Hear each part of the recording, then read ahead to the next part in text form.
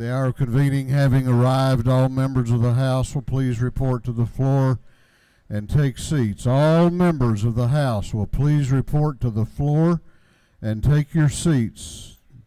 Mr. Clerk, would you ring the bell, please?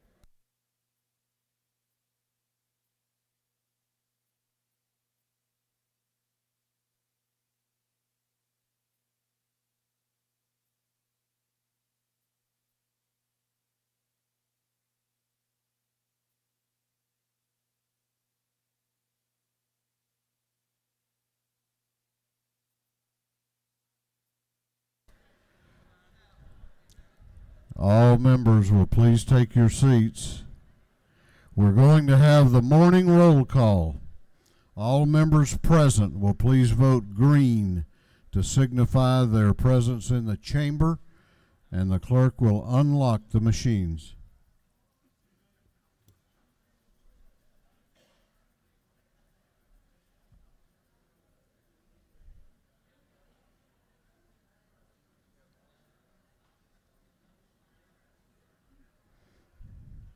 Have all members voted? Have all members voted?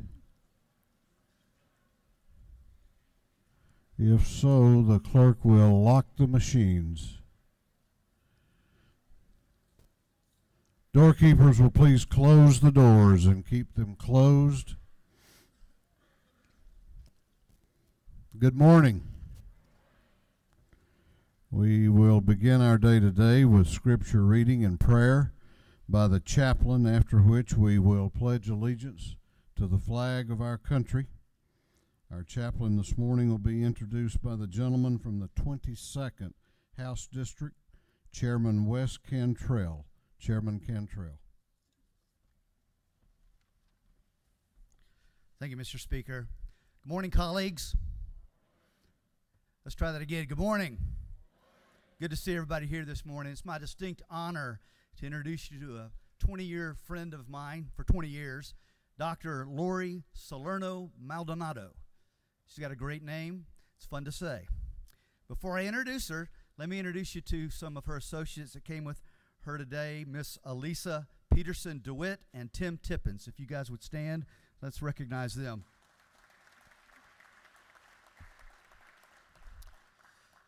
Colleagues, I would describe Dr. Lori Salerno Maldonado as powerful, inspiring, determined, and enthusiastic.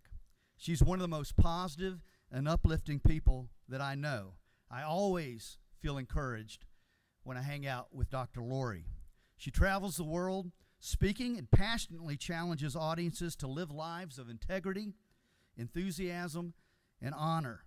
She's also a successful author, leadership consultant, and the founder and CEO of Teach One to Lead One.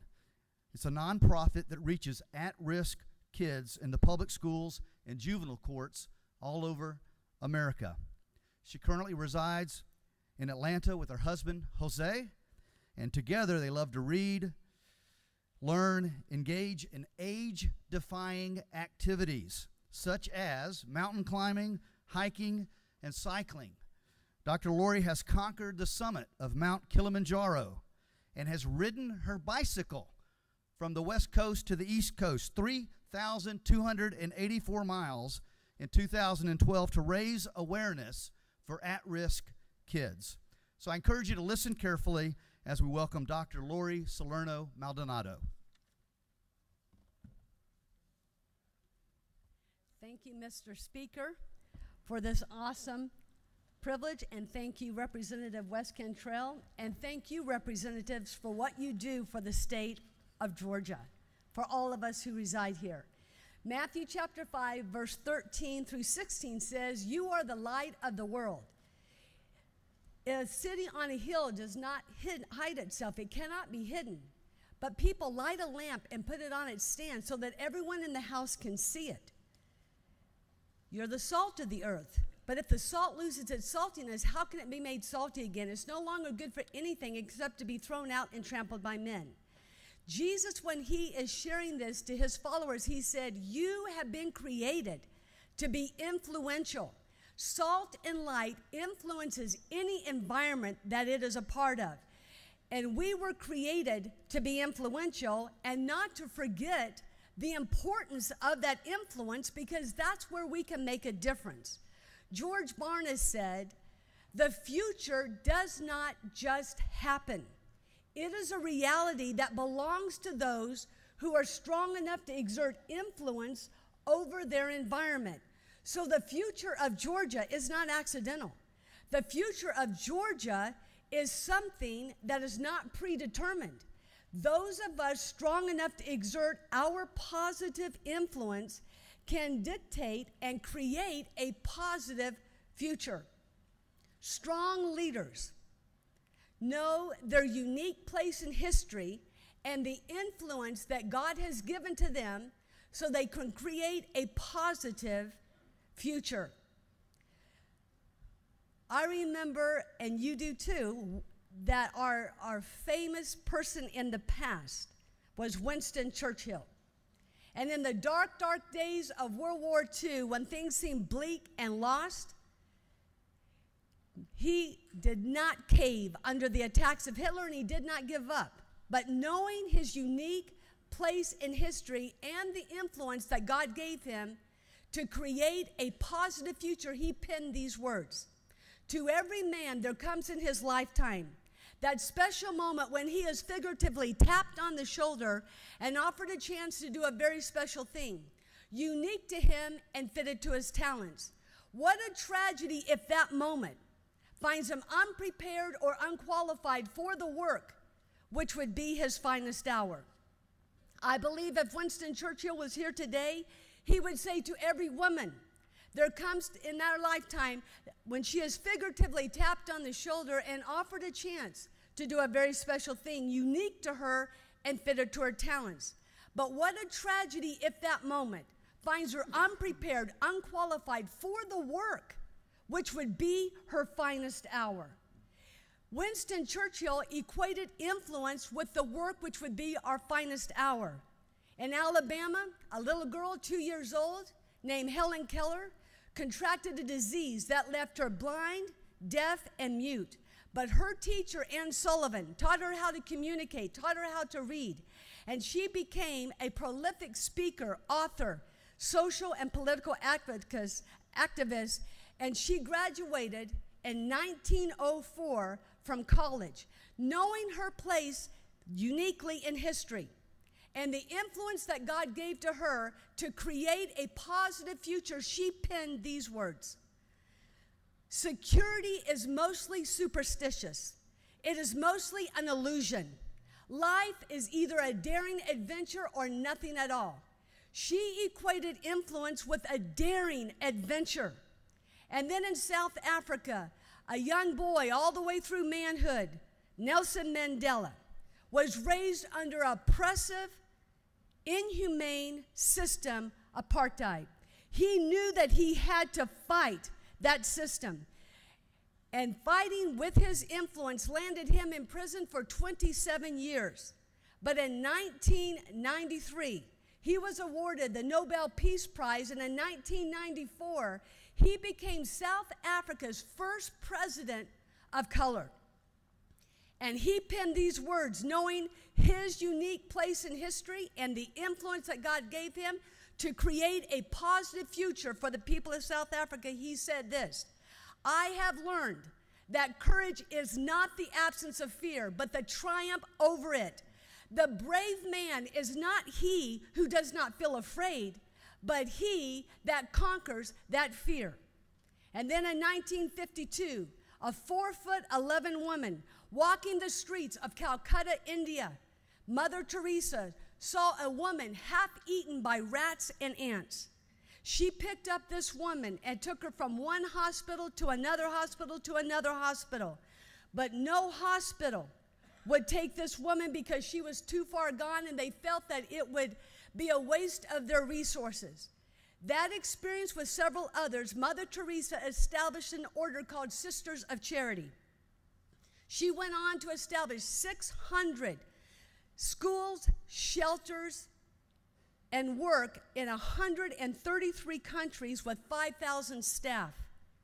And this leader, I had the opportunity to go to Calcutta, India, 5 different times and met with her and spoke with her 4 of those 5 times. And this is what she said to me. Lori, in my country, we hunger for bread. We give them a piece of bread. They eat it, they're hungry no more. But in your country, the richest country in the world, they hunger for love, but you do not give it to one another. Go back to your own Calcutta, for your hunger is worse than ours. And go back to your own Calcutta and be light. And you know what she said? Her equation to influence is to serve in places that are hard, places that are dark, places of need, places of a crisis, and bring transformational solutions to those people. And that is exactly what you are doing here, Georgia House of Representatives. You are taking your influence and you're going to places that are hard, that are difficult, that are places of need, and you're bringing transformational solutions to the people of Georgia. And I want to thank you for seeing yourself as influential, that you are salt, that you are light, as Jesus said, and making a difference. If I could rewrite Winston Churchill's quote, this is how I would do it. To every person, there comes in their lifetime that special moment when they are literally tapped on the shoulder and offered a chance to do a very special thing, unique to them and fitted to their talents. What a triumph if that moment finds them available, willing, and qualified to do the work which would be their finest hour. Isn't it exciting that this is our unique place in history? It's our time. Winston Churchill is no longer here. Nelson Mandela is no longer here. Mother Teresa and Helen Keller are no longer here, but you and I are here. And we have a unique place in history to use our influence to create a positive future, not only for the state of Georgia, but for the United States of America. And if I could, on behalf of the people of Georgia, thank you. I wish I had 10,000 different languages to say thank you to you. If I were Chinese, I'd say Odeya. If I were Danish, I'd say Mang Tak. If I were Italian, I'd say Grazie. If I were Hebrew, I'd say Toda Rabba. If I were Greek, I'd say Eucharisto. If I were Japanese, I'd say Dama Arigato. If I were Portuguese, I'd say Obrigado. If I were French, I'd say Merci beaucoup. If I were German, I'd say Dankeschön. If I were Spanish, I'd say Muchas gracias. If I were Kenyan, I'd say Asante. If I were Nigerian, I'd say more to pay. And if I were Russian, I'd say Spasibo. But because you are who you are, and I am who I am, I will say to you, thank you, thank you, thank you, Georgia House of Representatives, for the way you're using your influence to create a positive future for the state of Georgia. Thank you.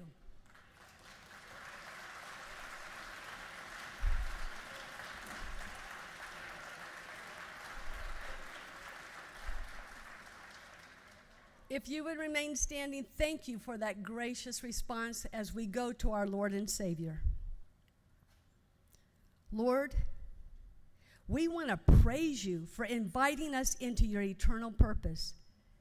We thank you for working out everything in conformity with the purpose of your will. You are the master strategist, the master influencer. Give all of us in this room a greater influence for good. This is our time in history to make a difference. Awaken our hearts and establish your reign in our lives.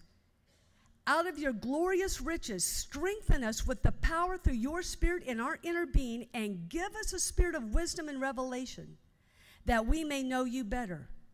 Make us fully alive to your destiny in our lives. leadership, and influence.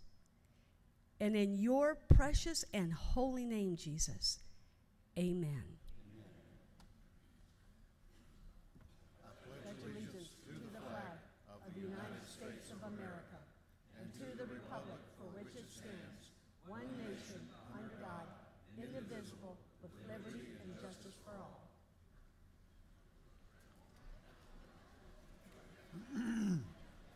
Doorkeepers will unlock the doors.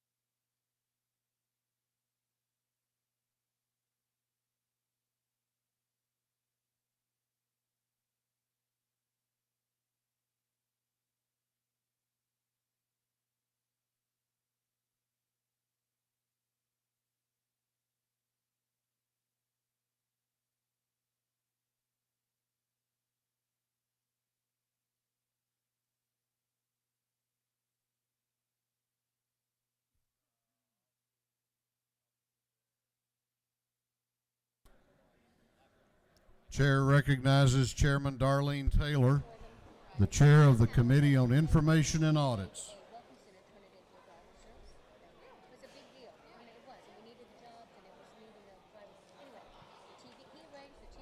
Darlene, he's waiting on you. He's waiting on you. Mr. Speaker, your Committee on Information and Audits have read the proceedings of the previous legislative day and found them to be correct. Chairman Taylor, the chair of the Committee on Information and Audits, reports that the journal of the previous legislative day has been read and found to be correct. Is there any objection to the confirmation of the journal? The chair hears none, and the journal is confirmed. The clerk will read the resolution establishing the order of business for the day. Mr. Burns, on the 59th, moves the following be established as the order of business during the first part of the period. Unanimous consents. Introduction of bills and resolutions. First reading and reference of House bills and resolutions. Second reading of bills and resolutions. Reports of standing committees. First reading and reference of Senate bills and resolutions. Morning orders.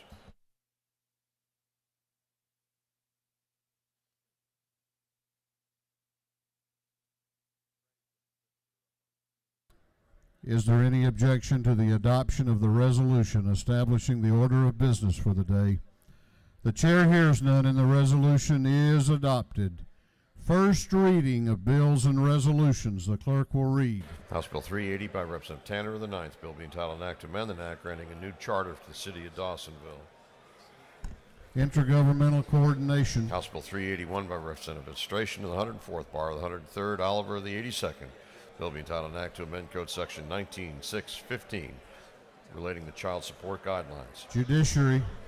House Bill 382 by Representative Burns, the 159th, Watson, the 172nd, Smith, the 70th, Gaines, the 117th, Rhodes, the 120th, and others. Bill being entitled an act to amend Chapter 6A of Title 12 of the Official Code of Georgia, annotated relating to outdoor stewardship. Natural resources and environment. House Bill 383 by Representative Bonner of the 72nd, Martin of the 49th, Jones of the 25th, Mathiak of the 73rd, and Montmahan of the 17th. Bill being entitled an act to amend Code Section 151 of the Official Code of Georgia, annotated relating to the annual license fees. Transportation. House Bill 384 by Representative Walensky of the 79th, Fry of the 118th, Shannon of the 84th, Holland of the 54th, McLaren of the 51st, and others. Bill be entitled an act to amend Code Section 1611-126 of the Official Code of Georgia, annotated relating to having or carrying handguns. Public safety and homeland security. House Bill 385 by Representative Hawkins, the 27th, Smith, the 134th, Powell, the 171st, Kelly of the 16th, Hatchett of the 150th, and others. Bill be entitled an act to amend Chapter 24, Title 33 of the Official Code of Georgia, annotated relating to insurance.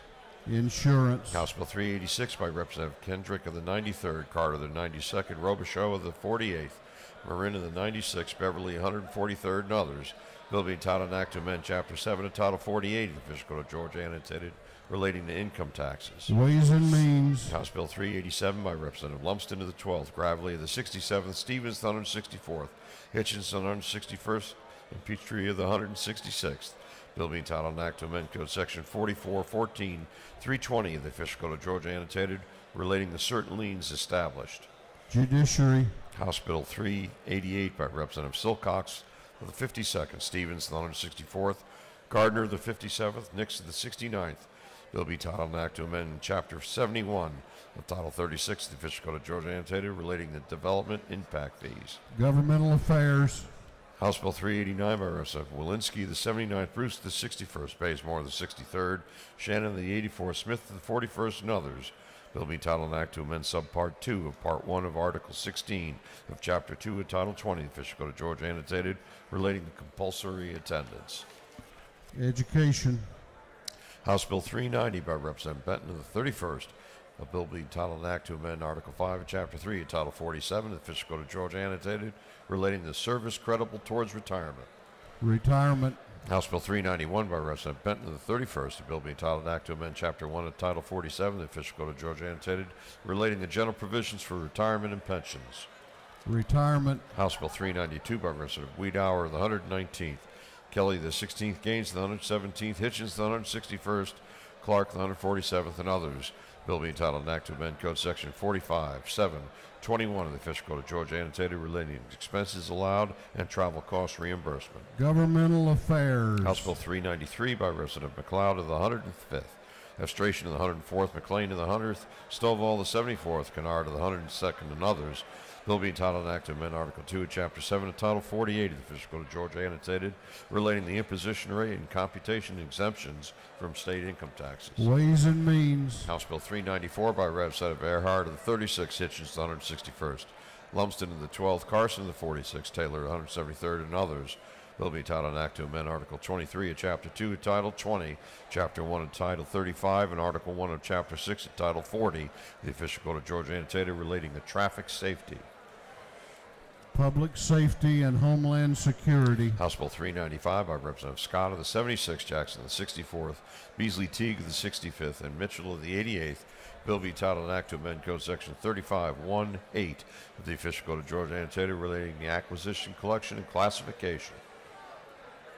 Defense and Veterans Affairs. House Bill 396 by Representative Washburn of the 141st and Fleming of the 121st. Bill be titled an act to amend Article 2 of Chapter 9 of Title 16 of the Official Code of Georgia annotated, relating to fraud and related practices. Judiciary. House Bill 397 by Representative Knight of the 130th and Harrell of the 106th. Bill be titled an act to amend Article 2, Chapter 7, Title 48 of the Official Code of Georgia annotated, relating to the imposition rate, computation of, and exemptions from income taxes. Ways and Means.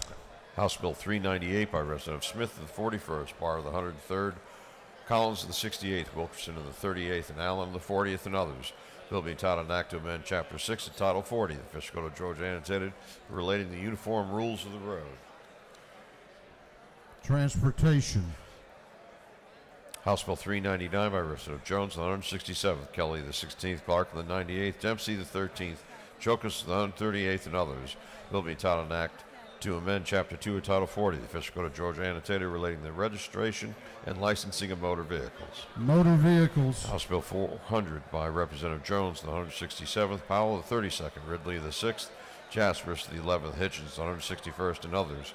Bill being titled an act to amend Code Section 21.2.417 of the Official Code of Georgia annotated, relating to the presentation of identification to poll workers. Governmental Affairs. House Bill 401 by Representative Gaines, the 117th, Clark of the 98th, Belton of the 112th, Wiedauer of the 119th, Gamble of the 15th, and others.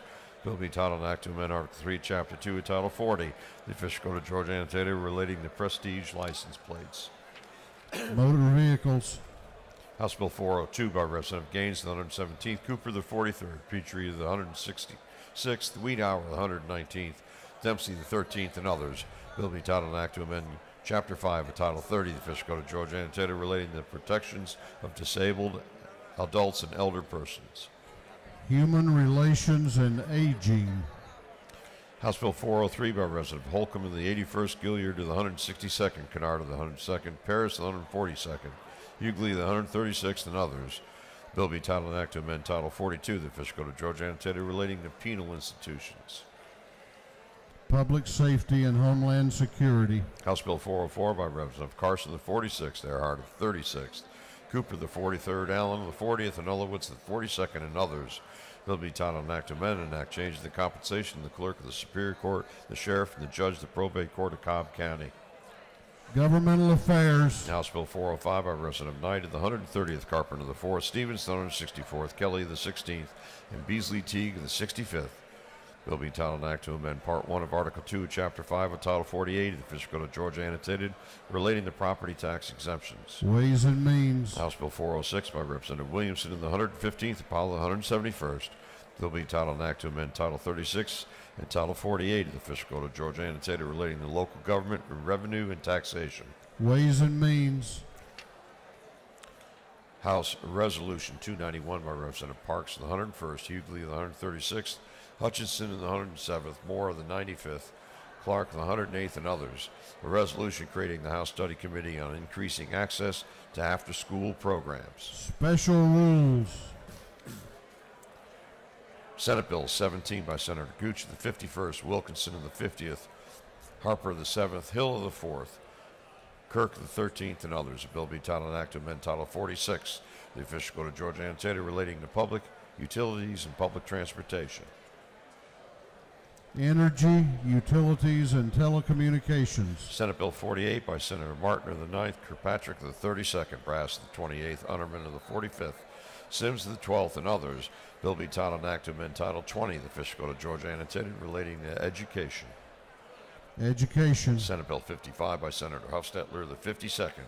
Bill be titled an act to amend Article 3 of Chapter 2 of Title 47 of the Official Code of Georgia annotated relating to employee and employer contributions. Retirement. Senate Bill 75 by Senator Black of the 8th, Wilkinson of the 50th, Harper of the 7th, Anderson of the 24th, Burke of the 11th, and others. Bill being titled an act to amend Article 2, Chapter 50 of Title 43 of the Official Code of Georgia annotated relating to the State Board of Veterinary Medicine.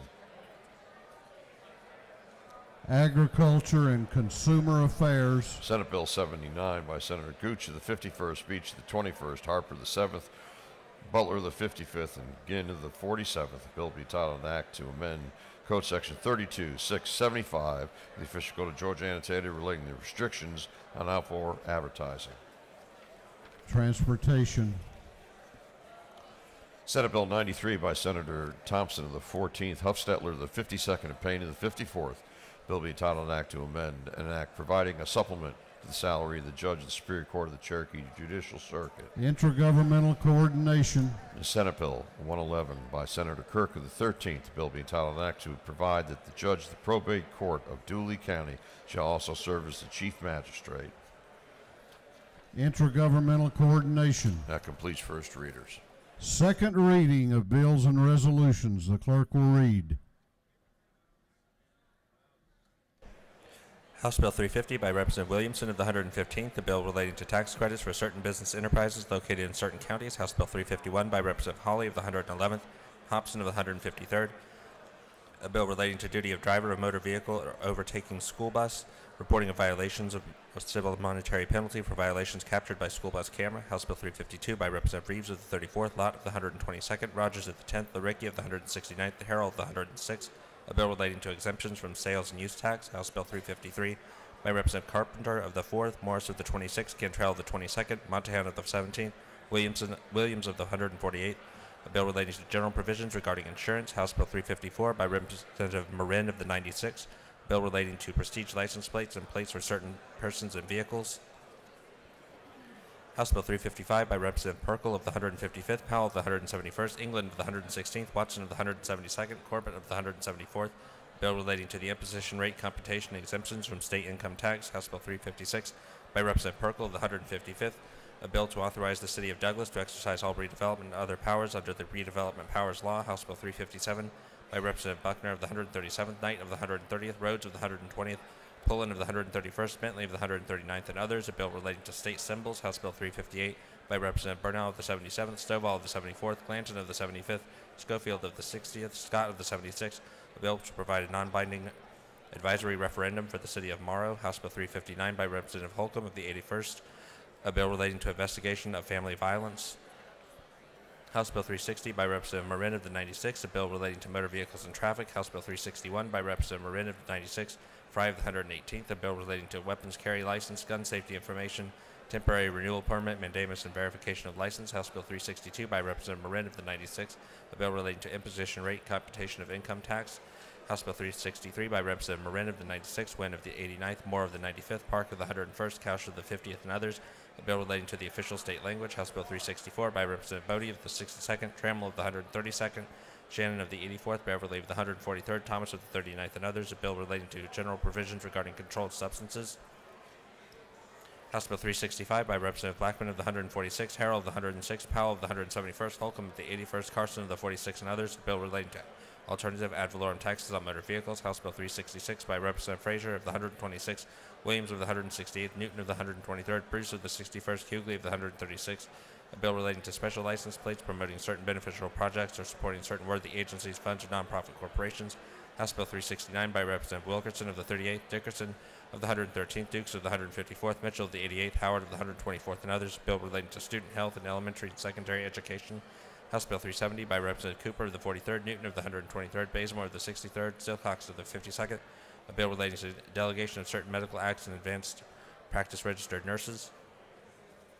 House Bill 371 by Representative Drenner of the 85th, McCall of the 33rd, Powell of the 32nd, Williams of the 168th, Trammell of the 132nd, a bill relating to miscellaneous provisions regarding uniform rules of the road. House Bill 372 by Representative Drenner of the 85th, Henson of the 86th, a bill relating to property tax exemptions and deferral. House Bill 373 by Representative Werkheiser of the 157th, Welch of the 110th, a bill relating to labor and industrial relations. House Bill 374 by Representative LaHood of the 175th, Cooper of the 43rd, Petrie of the 166th, a bill relating to regulation and licensing of assisted living communities, legislative intent, definitions, procedures, and requirements for medication aids. House Bill 375 by Representative Gullett of the 19th, Collins of the 68th, Efferson of the 104th, Hitchens of the 161st, Gamble of the 15th, and others, a bill relating to operation of trains at crossings. House Bill 376 by Representative Gilligan of the 24th, Silcox of the 52nd, Cooper of the 43rd, Rich of the 97th, Gaines of the 117th, and others, a bill relating to holidays and observances. House Bill 377 by Representative Rich of the 97th, Powell of the 171st, Smith of the 134th, a bill relating to insurance. House Bill 378 by Representative Williamson of the 115th, Harrell of the 106th, Dollar of the 45th, a bill relating to revenue and taxation. House Bill 379 by Representative Moore of the 95th, Rich of the 97th, Harold of the 106th, Walensky of the 79th, Hawley of the 111th, and others, a bill relating to county special purpose local option sales tax. House Resolution 257 by Representative Williams of the 37th, Wilkerson of the 38th, Jones of the 53rd, Allen of the 40th, Buckner of the 137th, and others. Resolution urging Georgia Power to remove the unlined coal ash pile at McDonough-Atkinson Power Plant and place the coal ash in a lined landfill. House Resolution 258 by Representative Bodie of the 62nd, Hughley of the 136th, Jackson of the 128th, Smyrie of the 135th, Bruce of the 61st, and others.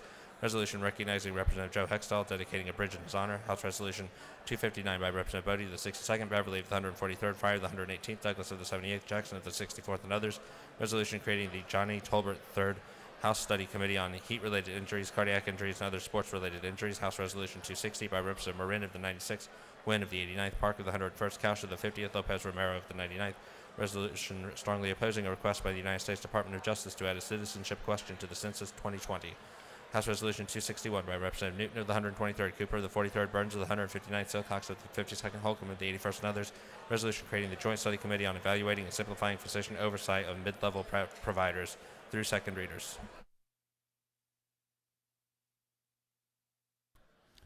Reports of standing committees. The clerk will read. Representative McCall of the 33rd District, Chairman of the Committee on Agriculture and Consumer Affairs, submitted the following report. Mr. Speaker, your Committee on Agriculture and Consumer Affairs had under consideration the following bills of the House and has instructed me to report the same back to the House with the following recommendations. House Bill 332 do pass. Respectfully submitted, Representative McCall of the 33rd District, Chairman. That completes the reading of the reports of the standing committees.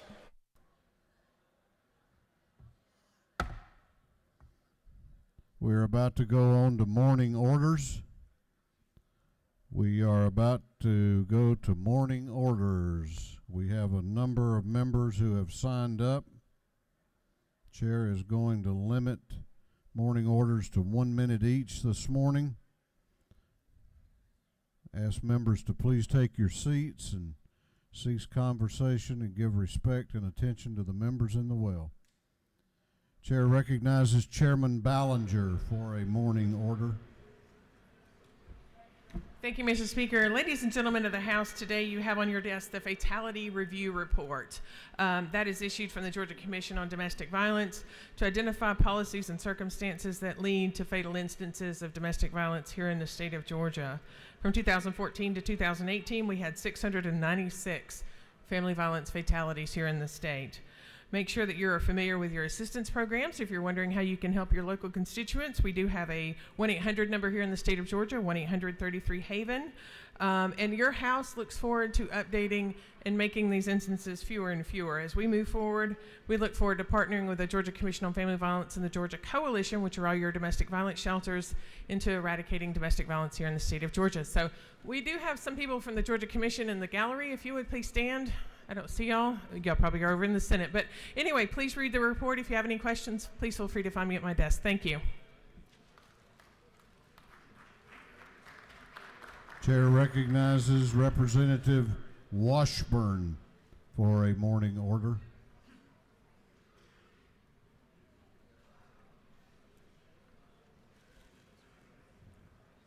Chair recognizes Chairman Jaspers and Representative Barton for a morning order. Thank you, Mr. Speaker. The members, through the fog of North Georgia, I want to welcome some special folks that are here today. Representative Barton and I want they're folks from Gordon Leadership. If you will stand, and there's a crowd that's in and outside, please let's welcome them today to our house.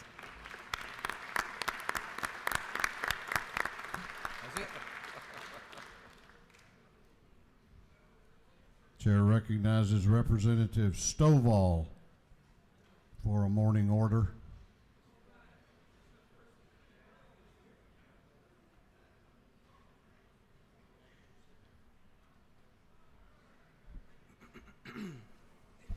Thank you, Mr. Speaker.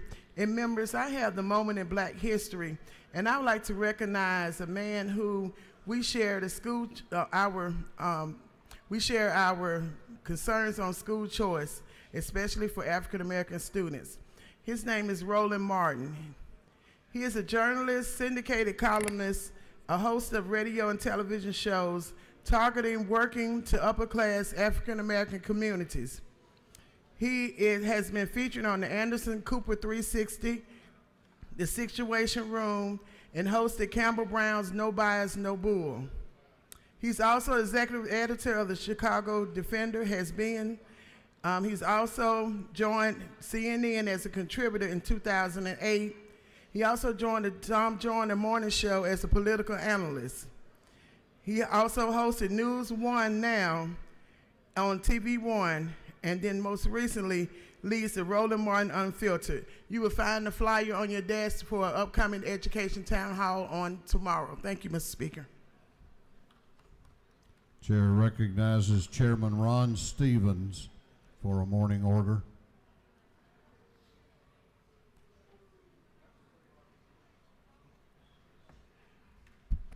Thank you, Mr. Speaker. Today we've got the Richmond Hill High School Career and Technical Organization here in our gallery. These folks are really the top of their class. These are the folks that are really pushing for jobs and innovation in the area. They're here somewhere. If you'll just stand up so we can recognize you, the Richmond Hill. They were. Thank you. Chair recognizes Chairman Jaspers and Representative Chokas for a morning order. Thank you. Thank you, Mr. Speaker. Where are you? Okay. We talk a lot about being work ready and Georgia being the #1 state to do business. Well, without an educated workforce, that couldn't happen. On your desk is a brochure detailing the annual report for CTAE, and CTAE stands for Career, Technical, and Agricultural Education. CTAE is in 180 local school systems with over 1 million students enrolled in the program. Out in the halls, we have representatives from this program from FFA, Skills USA, FBLA, FCCLA, DECA, and others. Please join me in welcoming our future leaders, the students here in the halls and in the gallery. Please stand up, guys. Thank you.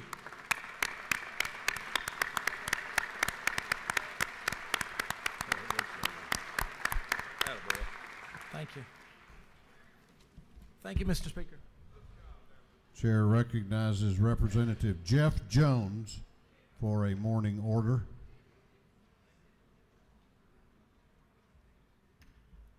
Good morning, colleagues. Thank you, Mr. Speaker. Very quickly, again, there are many, many groups here that are important to our education programs. In the gallery today is a group from the Golden Isles Career Academy, dressed in red up there. They're also with the Skills USA program. So these are some of the students that are coming out of our Career Academy in Glenn County. I also want to make mention that GICA was named the Career Academy of the Year for 2018. So thank you, gentlemen, for all your work, and we're glad you're here today. Thank you. Chair recognizes Representative Colton Moore for a morning order.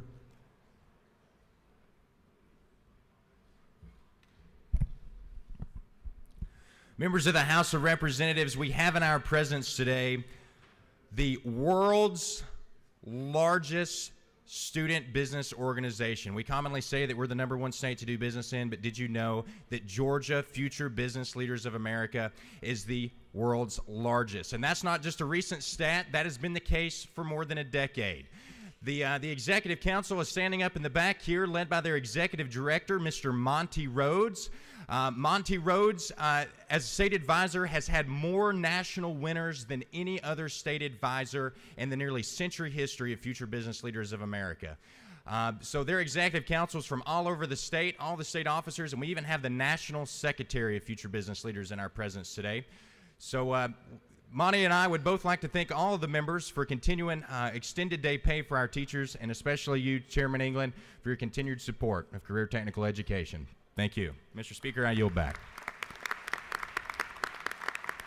Chair recognizes Representative Rick Williams for a morning order. Thank you, Mr. Speaker. I come to you this morning to recognize Leadership Baldwin. It's actually Leadership Youth Baldwin. And if y'all would stand up and be recognized, thank you very much for being here. Thank you, Mr. Speaker. Chair recognizes Chairman Welch, Representative Stevenson, Representative Douglas, Representative Holly, Representative Rutledge, Representative Mathiak, Chairman Knight, and Chairman Ron Stevens for a morning order. Not sure who I left out in the House on that one, but Representative Scott as well. We've got the fastest moving sport in all of Georgia, located in Hampton, Georgia, injecting hundreds of millions of dollars in the engine of Georgia's economy, setting the pace for all other sport venues in the state of Georgia. Please join me in celebrating Race Day in Hampton at Atlanta Motor Speedway. We're going to recognize them this weekend. We're going to have the Quick Trip Folds of Honor 500. And, of course, Hampton is located in Henry County. We've got the whole Henry County delegation up here to celebrate what a fantastic venue this is in our community and how much revenue it brings into the state of Georgia. Thank you for this time, Mr. Speaker. Chair recognizes Chairman Hatchett, Chairman Pruitt, and Representative Mathis for a morning order.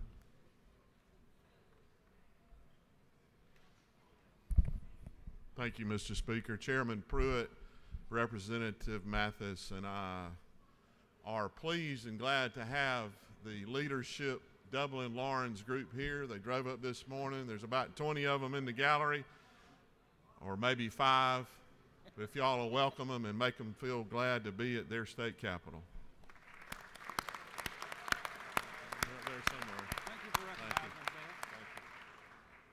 Chair recognizes Chairman Corbett and Representative Saines for a morning order.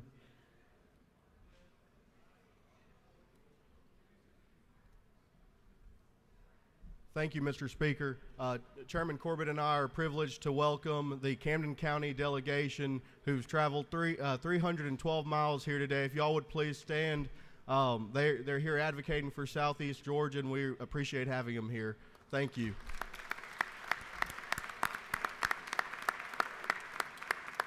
Chair recognizes Representative Washburn for a morning order.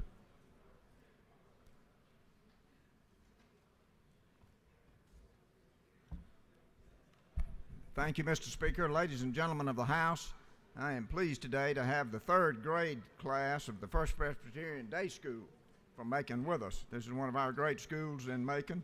Done a great job there for many years. I am honored and proud to have every one of these students here today, but when I say the name of the next one, you'll know that I'm especially proud to have him with us. Reeves Dale Washburn is part of that group, and he's my oldest grandson, and so I'm honored to have him today. Thank you, Mr. Speaker.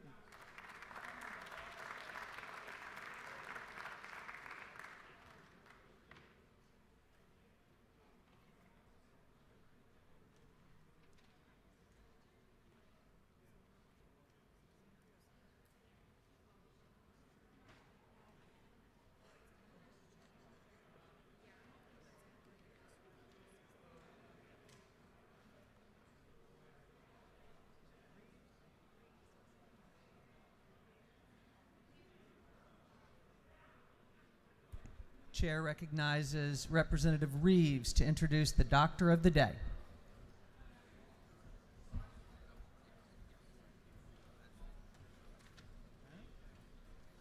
Thank you, Madam Speaker. Good morning, everyone. It's my pleasure to introduce the Doctor of the Day, Dr. James Tallman. He and I have got to know each other through the years. He lives right around the corner from me and comes down here every year to serve as Doctor of the Day. He's been practicing medicine for 45 years in Georgia. He received his medical degree from the Medical College of Georgia and an internship at the University of South Carolina. Dr. Tallman began his practice as an emergency room physician and later completed a residency and fellowship in diagnostic and vascular radiology at Emory University. He is a veteran, having served as a Navy medical doctor at the Marine Corps Supply Center in Albany, Georgia. He's a Cobb County resident for 39 years. Dr. Tallman has served as past president of the Cobb Medical Society and the medical director of the School of Radiology Technology at Kennestone Hospital in Marietta. It's great to have you with us again, and I look forward to you being here next year, too. Thank you. We don't have time. No, he can. Yeah, please. No, I want to hear you. Okay. It's an honor to be Physician of the Day at the Georgia Legislature. I appreciate the opportunity to serve again. I thank you for all that you do for the health care of Georgians, and as physicians, we appreciate the opportunity to partner with you to increase access to health care in Georgia. Thank you again. Oh.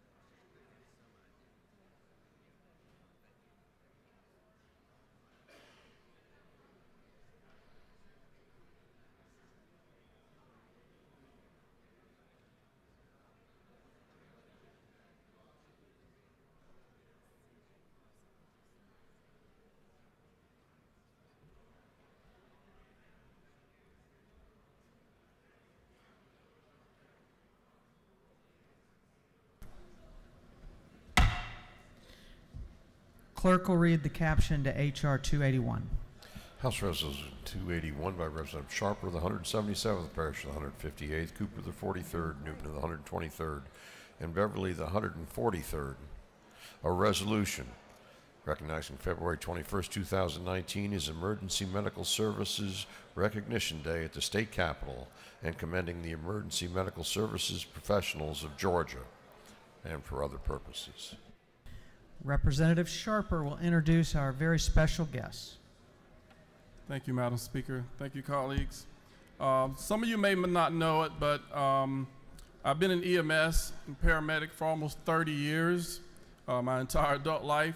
So I'm very happy to have some of my colleagues here as well. But we're going to be very brief on the resolution here that we have for the EMS, Georgia EMS Association.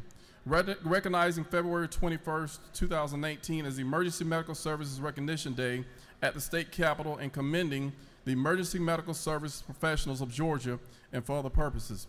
Whereas Georgia's emergency medical services system is celebrating its 45th year of service.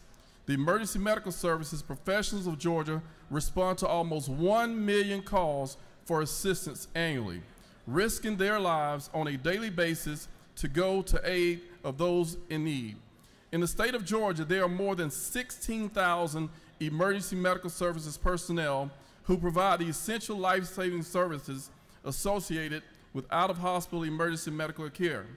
The goals of the services of each of these individuals include illness and injury prevention, trauma system development, public information and education, prompt, efficient delivery of pre-hospital emergency medical care, transportation to the most appropriate receiving facilities, and other activities related to the health and well-being of the citizens of Georgia. EMS personnel provided access to quality pre-hospital emergency care that dramatically improves the survival and the recovery rate of persons stricken by sudden illness or injury. So today I'm very happy to recognize the people behind the scenes out there in what we call the ditches and in the trenches. I think we may have a few that are still here. We always working, so we never can stay anywhere too long, but thank you so much. If y'all just give them the hands of the ones that are here. Thank you. And we're gonna have Kim Littleton, the Executive Director for the Georgia EMS Association, just to say a few words. Thank you. Thank you, Representative. Can we have your attention, please? Madam Speaker, ladies and gentlemen of the House of Representatives, thank you very much. It's a great pleasure to be here this morning.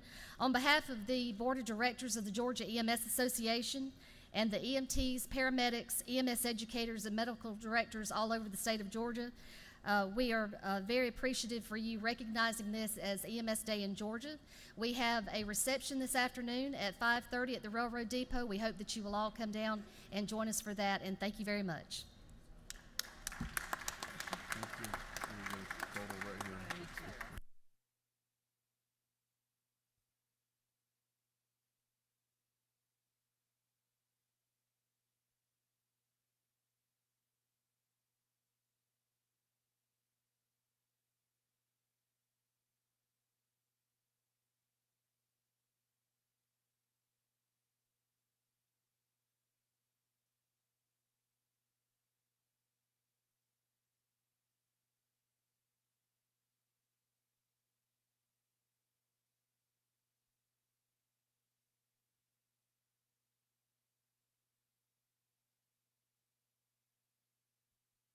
Clerk will read the caption to H.R. 279.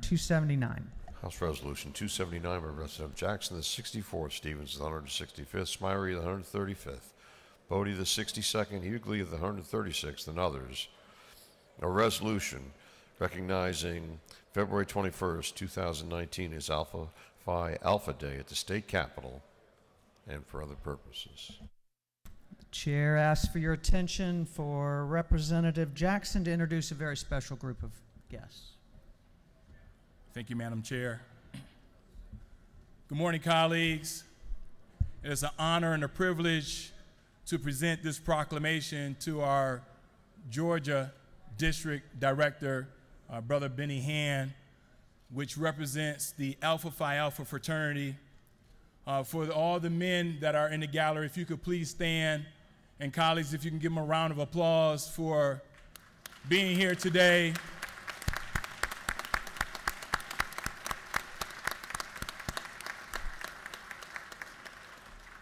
We're 230 strong today, but we represent a 112 years of legacy. So without further ado, Georgia District Director, Brother Benny Hand. Thank you, Brother Jackson. Madam Speaker, to the members of the Georgia State House of Representatives, I greet you on the behalf of our 35th General President, Brother Dr. Everett Ward, 27th Regional Vice President, Brother Kelsey Russian, our Assistant Georgia District Director, Brother Aaron Jones, and past district directors, and the more than 3,000 members of Alpha Phi Alpha who call the state of Georgia home.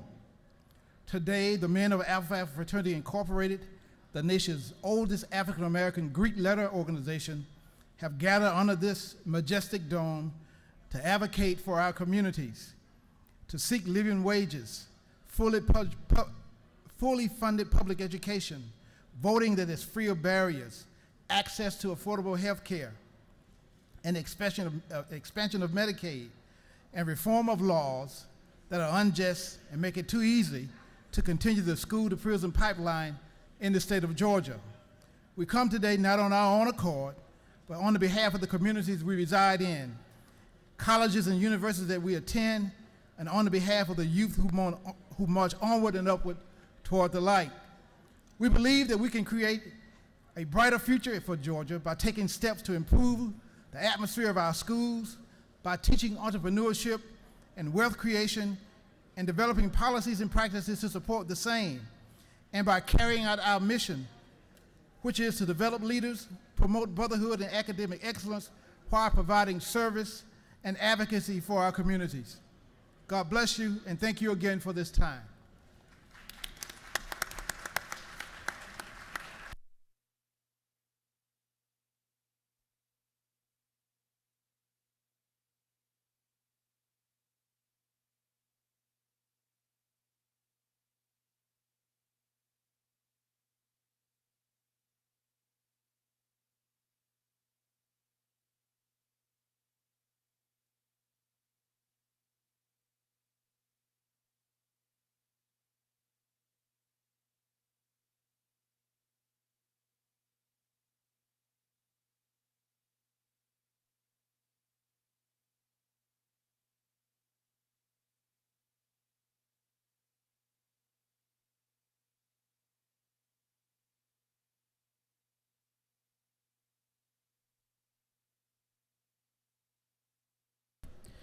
Clerk will read the caption to H.R. 246. 246. House Resolution 246 by Representative Bruce, the 61st. Frazier, the 126th. Hobson, the 153rd. Shannon, the 84th. Jackson, the 64th. And others.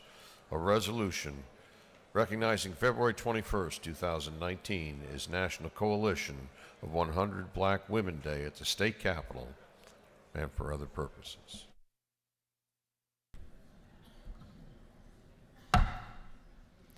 Chair recognizes Representative Hobson to introduce our special guests. Thank you, Mr. Speaker and colleagues, for the opportunity to stand before you this morning. Today, February 21st, is recognized as the National Coalition of 100 Black Women Day at our state capitol. It is the mission of the National Coalition of 100 Black Women to advocate on behalf of Black women and girls in order to promote leadership development and gender equality in the areas of health, education, and economic development. Their vision is for Black women and girls to live in a world where social economic inequality does not exist. The NCBW, as they are called, believes in gender equality, inclusion, respect, racial and social justice, integrity and accountability, economic empowerment, and collaboration. The current agenda for the NCBW is to focus on health, education, economic development, strategic alliances, and civic engagement. NCBW also strives to promote the awareness of Black culture, to develop the potential within its members for effective leadership and participation in civic affairs, to take action on specific issues of national and international importance, to cooperate with other persons and organizations in order to achieve mutual goals, and last but not least, to foster principles for equal rights and opportunities. It is abundantly befitting and proper that the efforts of this exemplary organization toward promoting equality among Georgia's citizens be appropriately recognized. Fellow members of this body, please join me in standing and recognizing the beautiful members of the National Coalition of 100 Black Women visiting with us today.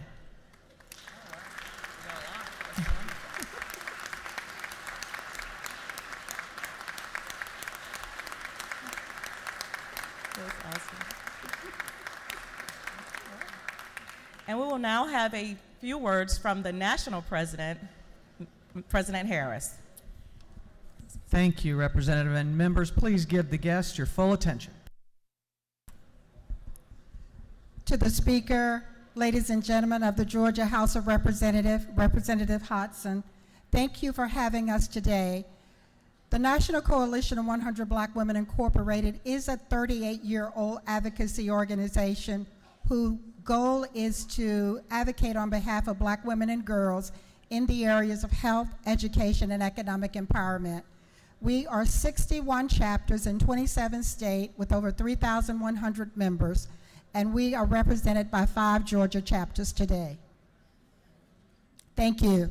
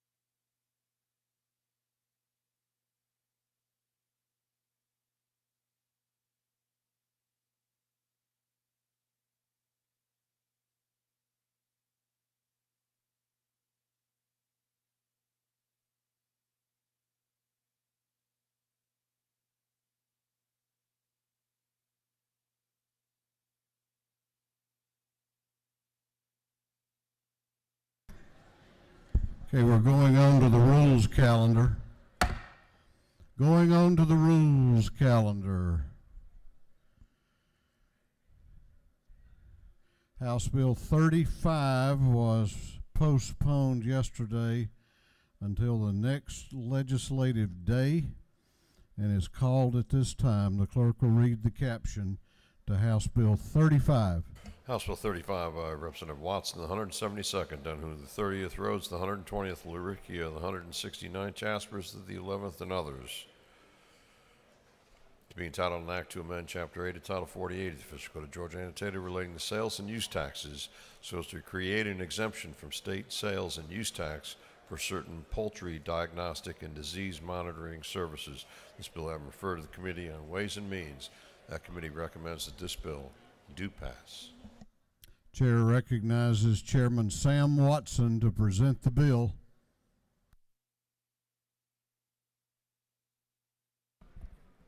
Thank you, Mr. Speaker. Ladies and gentlemen of the House, I bring before you today HB 35. This is a sales tax exemption for the Georgia Poultry Veterinary Diagnostic Lab that is administratively attached to the Department of Agriculture. They receive state appropriated funds, and they have to pay sales tax with those funds. So we're going to just say that they don't have to do that anymore. And we passed this measure last session 161-2. It's a good bill. It's a great investment in a $38 billion industry to our state, and I would appreciate your support. And I'll take questions, Mr. Speaker.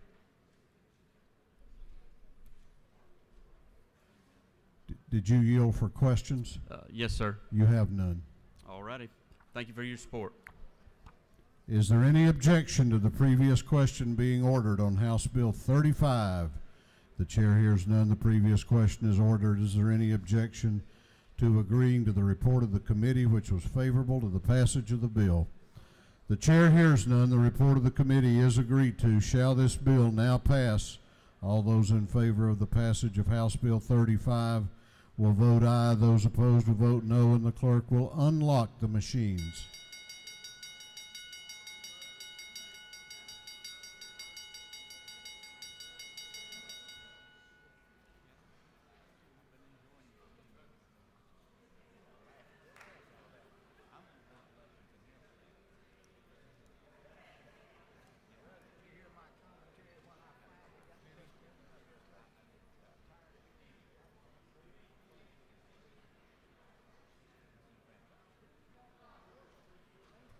Have all members voted? Have all members voted? If so, the clerk will lock the machine. On the passage of House Bill 35, the ayes are 160, the nays are 2.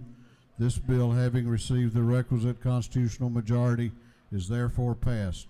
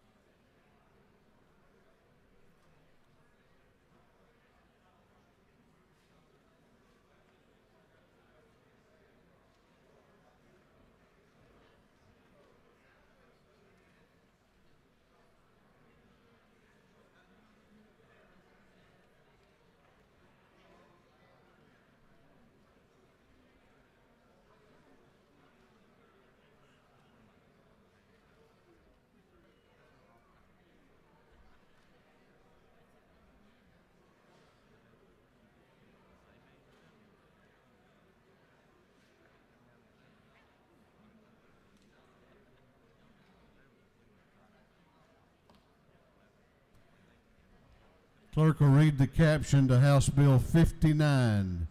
House Bill 59 by Representative Belton of the 112th, Clark of the 147th, Clark of the 98th, Hitchens of the 161st, Prince of the 127th, and others, to be titled an act to amend Code Section 20-150 of the Official Code of Georgia, annotated, relating the eligibility for enrollment in elementary and secondary education programs so as to allow military students to enroll in a public school based on official military orders prior to physically establishing residency. This bill having referred to the Committee on Education, that committee recommends that this bill do pass. Chair recognizes Chairman Dave Belton to present the bill. Thank you, Mr. Speaker. I've put quite a few pieces of paper on your desk today. I do apologize for all the paper to put there. The good news, it's all good news that's on there. The first one referred to a very nice little document that due to the Speaker's leadership, we worked on 23 new military bills. 23 new bills that y'all passed to help our military, almost $90 million, and I sure do appreciate all the work you did on that. Also wanted to show you another thing that y'all did, inspired. Georgia State University is now the #1 military university in America. #1 military-friendly university in America is now Georgia State University. University of Georgia is actually #2. We got a lot of the other ones that are doing that well. Again, that's because of the leadership of this body who's trying to make the military a priority. I'm working off this sheet again, this kind of checklist. We're in the red right now on one item. That's why I bring to you House Bill 59. A couple of the items we've been able to work on, not with legislation, but just with policy. And we're working to agree, and I'm trying to do that as well with House Bill 59. So all House Bill 59 does is if you're a military member and you have orders to Georgia, to a base in Georgia, that you're allowed to enroll your military children into a school in Georgia so that you be available for the pre-enrollment of classes, like let's say you want to take AP Physics or something like that. Also, it allows you to get into a lottery. It doesn't allow you to win the lottery, but it allows you to get into a lottery for magnet school or charter schools that would be available. Once you got to that school, of course, you'd have to enroll in that school permanently, but this allowed those military children to do that. It's doesn't cost the state anything. 2 other states have done this. 10 other states, including our military rivals, are trying to do this, and just hope the Department of Education is fully on board. Mr. Speaker, I yield for questions.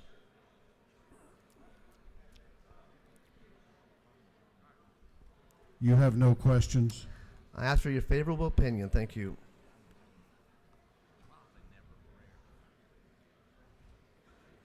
Gentleman has yielded the well. Is there any objection to the previous question being ordered? The chair hears none. The previous question is ordered. Is there any objection to agreeing to the report of the committee, which was favorable to the passage of the bill? The chair hears none. The report of the committee is agreed to. Shall this bill now pass? All those in favor of the passage of House Bill 59 will vote aye. Those opposed will vote no, and the clerk will unlock the machines.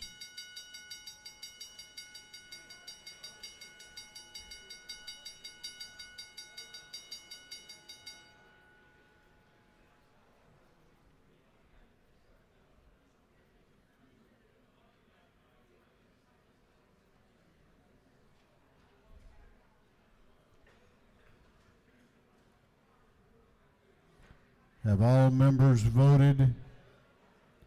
Have all members voted? If so, the clerk will lock the machines. On the passage of House Bill 59, the ayes are 166, the nays are 0. This bill, having received the requisite constitutional majority, is therefore passed. Clerk will read the caption to House Bill 130. House Bill 130 by Representative Nixon, the 69th Dickey, the 140th Gamble of the 15th, Jaspers of the 11th, Glanton of the 75th. Be titled an act to amend Article 1 of Chapter 2, Title 20 of the Official Code of Georgia, annotated relating the State Board of Education, so as to authorize the Georgia Foundation for Public Education to establish a non-profit corporation. This bill having referred to the Committee on Education. That committee recommends that this bill do pass by committee substitute. Chair recognizes Chairman Randy Nix to present the bill. Thank you, Mr. Speaker. Members of the House, I bring to you House Bill 130 today. It's a very simple proposition. The Georgia Foundation for Public Education was created by the legislature back in 2010, and this is the foundation that allows individuals and businesses or other foundations to give to the Georgia Department of Education. It's not a tax credit, it's strictly a philanthropic opportunity to give. There are a number of things that the foundation does. They work on the Teacher of the Year program. They do a lot of training even in the mental health area. They support a lot of different programs out there. This particular bill, all it does would allow them to apply to the IRS for a 501c3 designation. The reason they say that they need to do this, they can get donations now. However, there are a number of larger donors that will not give to an organization that is not a 501c3. So all this bill does would be allow them to apply for that 501c3 designation. We put several safeguards in as we went through. You'll notice right at the end of the bill, one of the things we wanted to do, they have to do an annual report, and that annual report has to go to the chair of both the House and Senate Education Committees. Mr. Speaker, that sums up the bill, and I'd be glad to take questions if there are any.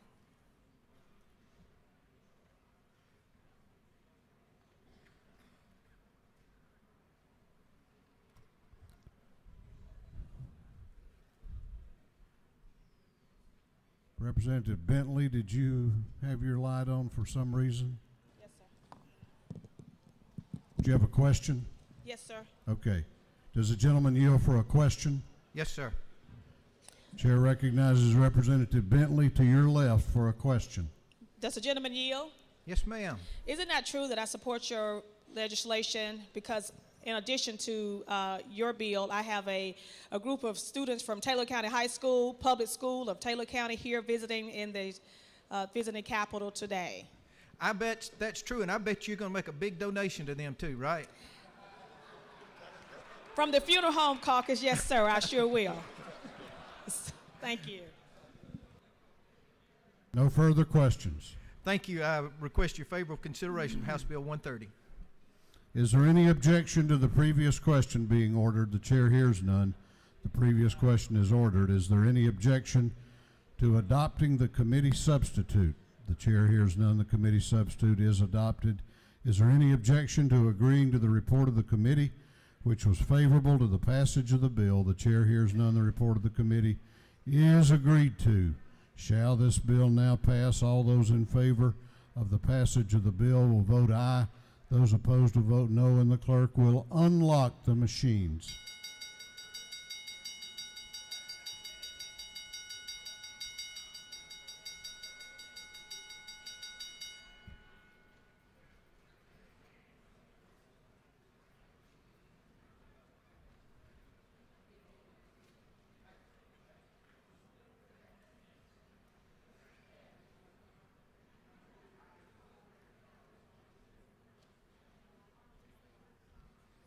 Have all members voted? Have all members voted? If so, the clerk will lock the machine on the passage of House Bill 130. The ayes are 167, the nays are 1. This bill, having received the requisite constitutional majority, is therefore passed. For what purpose does Chairman Houston rise? Mr. Speaker, I would ask that House Bill 85 be removed from today's calendar and put on to the next legislative day. Clerk will read the caption. House Bill 85 by Representative Houston of the 170th, Newton of the 120th, 123rd, Corbett of the 174th, Rhodes of the 120th, Collins the 68th, to be entitled an act to amend Code Section 4883. The official go to Georgia Annotator relating the exemptions from sales and use tax so as to exempt sales to organ procurement organizations from sales and use taxes. Chairman Houston has moved that House Bill 85 be postponed until the next legislative day. Is there objection? Is there objection? The chair hears none, and it is so ordered. Clerk will read the caption to House Resolution 37. House Resolution 37 by Representative Tanner of the 9th, England of the 116th, Prince of the 127th, Harrell of the 106th, Smith of the 133rd, a resolution creating the Georgia Commission on Freight and Logistics. This resolution has been referred to the Committee on Transportation. That committee recommends that this resolution be adopted. Chair recognizes Chairman Tanner to present the resolution. Thank you, Mr. Speaker. Speaker, in starting this conversation, I just want to recap briefly some of the things this House has done over the last several years that we've led on. Going back to 2015 with the passage of House Bill 170, and then last year with the passage of House Bill 930, Georgia is in a better place because of the work that you all have done in this body. And the rest of the country is taking notice. 2 weeks ago, I got an invitation to go up and speak to the General Assembly in Minnesota about some of the work Georgia had done around the area of transportation. They're interested in trying to follow suit. And the work's not done yet. At Eggs and Issues this year, our Speaker, one of the priorities he set out was to address our freight logistics here in Georgia. Just to give you some stats of why that's important. The port's 10-year plan, the Port Authority's 10-year plan, plans to spend an additional $2.5 billion to expand over the next 10 years. They anticipate going from 5.5 million 20-foot equivalent unit containers to 8 million within the next 10 years. That's a huge increase in freight. Georgia ports support 439,000 jobs in our state and contribute $25 billion in income and $2.9 billion in local and state taxes into the state of Georgia. The port handles 8.5% of all containerized cargo in the entire country at the port, and 10% of all exports come through our port here in Georgia. The past 10 years, the Port of Savannah has grown faster than any other major port in the United States. The amount of goods hauled by truck will grow annually by at least 3% through the year 2023. Before you today, House Resolution 37 is a joint House and Senate commission that will bring legislators and experts together to develop a plan for our future. The commission will be tasked with laying a plan out to determine the best course of action regarding funding and policy development around the movement of freight, to look for ways to create efficiency and coordination among providers of freight logistics, and look at alternative freight routes to improve regional transportation and transportation statewide for the movement of freight. The commission will be made up of 3 members from this body, 3 members from the Senate, 3 members appointed by the Speaker, and 3 by the Lieutenant Governor that have a specific expertise in this industry, 2 appointed by the Speaker and 2 by the Lieutenant Governor who come from local government, because a lot of the roadways, the bottlenecks, some of the other things we're going to be talking about involve local governments and city streets. The GMA Director, the ACCG Director, the President or Chair of the Georgia Chamber and the Metro Chamber, the GDOT Commissioner, and the Executive Director of the Georgia Ports Authority would all serve on this commission. The commission would begin its work as soon as session was completed and the appointments were made, and would complete its report by the end of this calendar year to report back to you all for action. In closing, I want to quote something that the Speaker said at the Eggs and Issues. We have a world-class port in Georgia, and we need a world-class freight logistics system. And H.R. 37 before you today will be the first step in making sure that becomes a reality sooner than later here in Georgia. Mr. Speaker, I would be glad to answer any questions.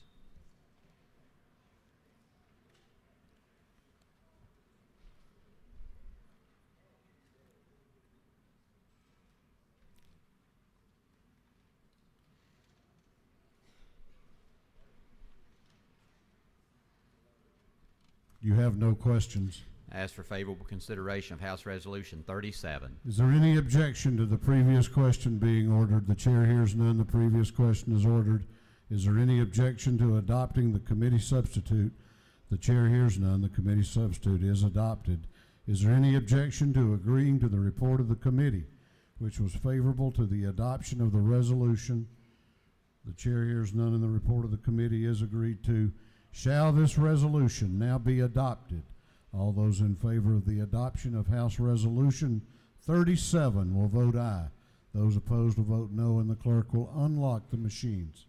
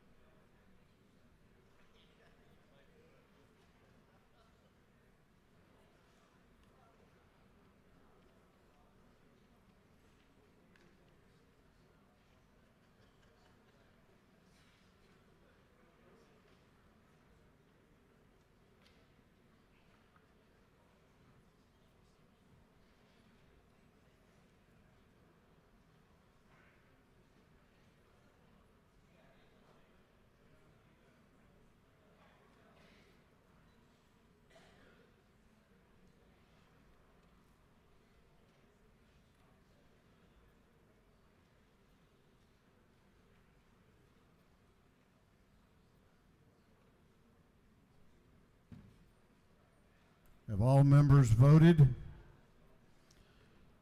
Have all members voted? If so, the clerk will lock the machines. On the adoption of House Resolution 37, the ayes are 169, the nays are 1. This resolution, having received the requisite constitutional majority, is therefore adopted.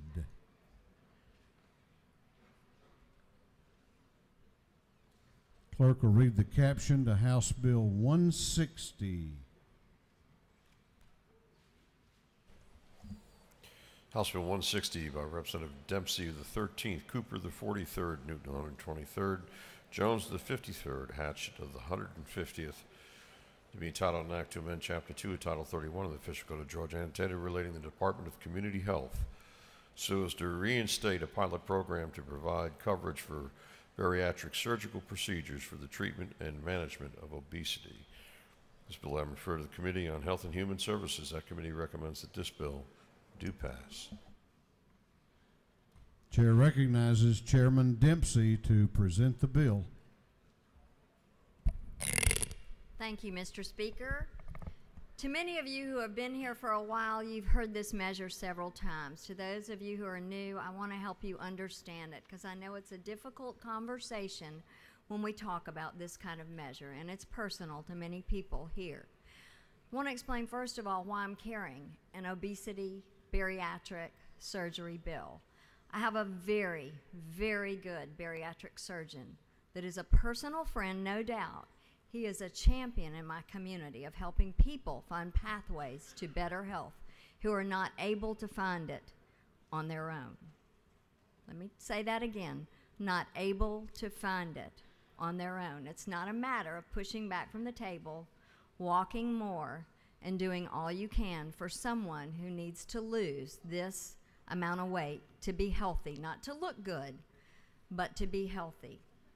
So when I began to pick it up several years ago, in 2014, we had a successful pilot pass from here that was for 2 years for 75 patients per year.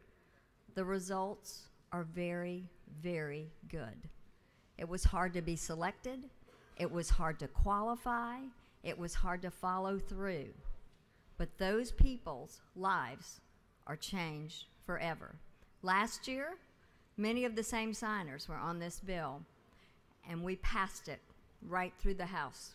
It went to the Senate, and it stalled, as several health-related issues did.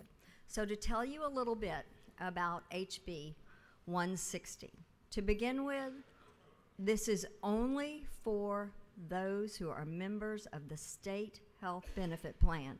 We're not changing Medicaid. We're not changing any other resources or ability for people to have this procedure. Today, it is available through Medicaid for all but 2 states, Mississippi and Montana. It is available for people in Georgia who are on Medicaid. There are only 7 states that do not include it in their state health benefit plan: Georgia, South Carolina, Louisiana, Wisconsin, Montana, Utah, and Idaho. We are one of 7. The benefit was in place, but in 2011, it was withdrawn from the plan. One of the reasons that my doctor was so disturbed was because he had people who were in the queue, who were doing the workup, who were doing the psychological testing and the prep work for it, and it suddenly dropped on them, and they had no other way and no other resource to do this. The plan is tightly drawn. This is a pilot, and one thing a pilot does is it doesn't open the floodgates to everyone. It's controlled to 250 people a year for 4 years. That will give us the results we need and will allow the opportunity for many of those who are in our plan to get healthier. And health is the real challenge here. The real challenge is that you have much more expensive diseases, and they are diseases. The easiest one to track is diabetes, but besides that, the other comorbidities are congestive heart failure, hypertension, sleep apnea, COPD, knee and hip and other joint procedures and replacements, high blood pressure, cholesterol, many other life-robbing issues that you cannot just push back from the table and make better. When we look at the cost of the 3 procedures that are in the bill, the average cost per person is $18,000. The average cost for diabetes care is between $10,000 and $17,000 a year. The results are impressive. The recoupment is quick. It's more expensive on the front. Let's be real honest about that. But this will help our employees, our retirees, our public school teachers, and public school employees as well to get healthy, to stay healthy. It has been proven to be the only pathway for some people, but it is hard to get there. I will tell you that I personally know people who went through all of the psychiatric testing, the weeks of prep of changing their diet as is required for the surgery, who lost weight, who lost 25 pounds or more. And when you get to that final decision of, am I going to change my life forever? Because you're not going to eat ever again the way you did. What you eat will be limited. The amount you eat will always be different. And there are certain foods that your body will not be able to process again. It's a very serious step. So those who avail themselves of this are very committed to do this. I will tell you, when I spoke to you about diabetes, there was a study done of actually about 651,000 of our state health benefit beneficiaries. It's a little bit more than that of the people who avail themselves. 7.7% have diabetes. So that right there tells you the economic impact that we're going to have in our state with this. The pilot controls cost with strong controls and is only for those who are most committed, those with high disease burdens and low ability to pay, those who have chronic diseases, are absent from work, and are not as productive. The cost not to treat is high. This has been proven to be the most significant and sustainable weight loss and resolution related to the diseases of which I've spoken to. It is a life-saving procedure, and results have shown that those who require it to change their life, to become healthy again, are 9 times less likely to die in the next 5 years. So, Mr. Speaker, it allows us to help those who are and have helped us. If there are questions, I will be glad to yield. You have some questions? Yes, sir. Chair recognizes the chair of the Health and Human Services Committee, Chairman Cooper, to your right for a question. Will the representative yield? Yes, I will. Is it not true that on our state health benefit plan, there is a huge number, getting on up toward about 40% of the people that participate that are grossly overweight? The lady knows of what she speaks. Will the lady further yield? Yes. In the initial study, there was a very small study. And to make sure that the very positive findings that were received from that minimum study, we need to enlarge upon it. Exactly. That is the total design of this program. Will the lady further yield? Yes. Is it not true that that diabetes is an extremely costly illness for these plans, and that when the patient has this procedure, that the diabetic problem they have with their blood sugar is immediately taken care of? Before they leave the hospital, yes, the lady knows of what she speaks. So, and will the lady further yield? Yes. So is it not true that there is an immediate savings for helping these members of the state health benefit plan to get their obesity problem under control? Absolutely. Thank you for your comments. Thank you for bringing this bill. Thank you. Do you further yield? Yes, Mr. Speaker, I do. Chair recognizes Representative Jones to your left for a question. Will the representative yield? Most definitely. Is it not true that I am a signer on this bill and I supported it in past years? And I also had the surgery, the procedure in 2004, and it went successful. And I am so grateful that it was successful, and even more so for your support of this for others. Thank you. Thank you. Do you further yield? Yes, I do. Chair recognizes Representative McLeod to your left for a question. Does the lady yield? I do. And I do support this. I think this is very important. What I have a issue with, I'm a very root cause person. Have we determined what is the root cause for this obesity, and what is the root cause for the obesity occurring? Are you saying the root cause? Cause. The cause. Okay. So, I'm sorry, I'm not hearing you. C-A-U-S-E. For some reason there's an echo, but you're saying what is the root cause? Most definitely, it's different. As you go through the workup to have this surgery, there is so much psychological testing to make sure of your commitment that I would say that that physician knows for sure and is ready to help you.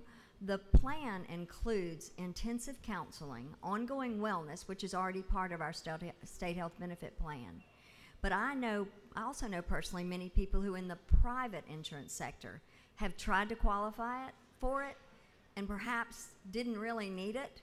They were using it more as a cosmetic issue, and they were denied for those reasons. If there is not real health in conflict, this plan would not cover it. And the surgery and the evaluation is only done at our state bariatric centers of excellence. So it's not something you can go in any community and do. It's very controlled.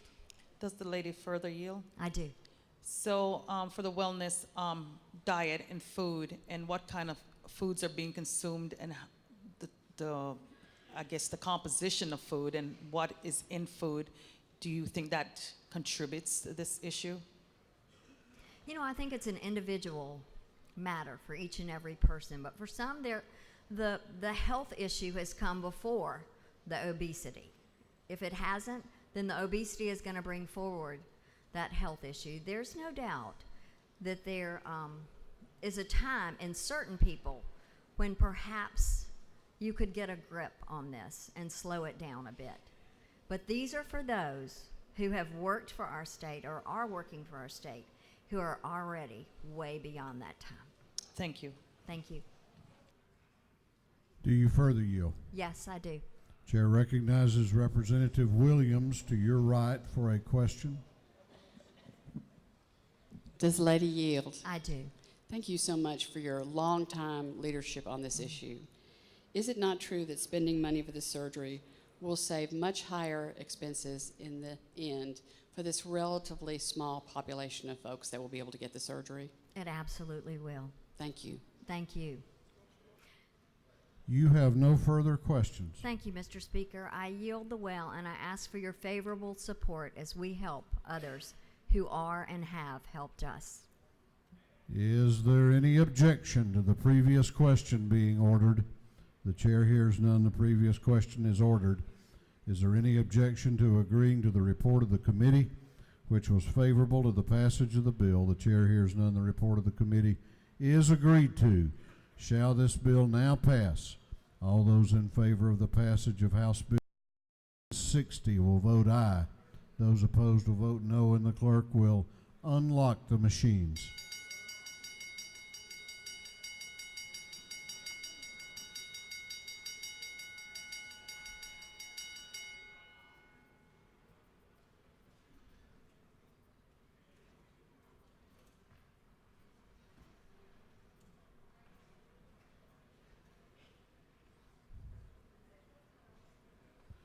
Have all members voted? Have all members voted? If so, the clerk will lock the machines on the passage of House Bill 160 The ayes are 146, the nays are 20. This bill, having received the requisite constitutional majority, is therefore passed. Clerk will read the caption to House Bill 183. House Bill 183 by Representative Harrell of the 106th, Knight of the 130th, Williams of the 115th, Stevens of the 164th, to be entitled an act to amend Chapter 5 of Title 48 of the Official Code of Georgia and intended relating to ad valorem taxation of property, so as to provide for a right to appeal for any taxpayer that fails to file a property tax return. This bill having referred to the Committee on Ways and Means, that committee recommends that this bill do pass. Chair recognizes the Chair of the House Ways and Means Committee, Chairman Harrell, to present the bill. Thank you, Mr. Speaker.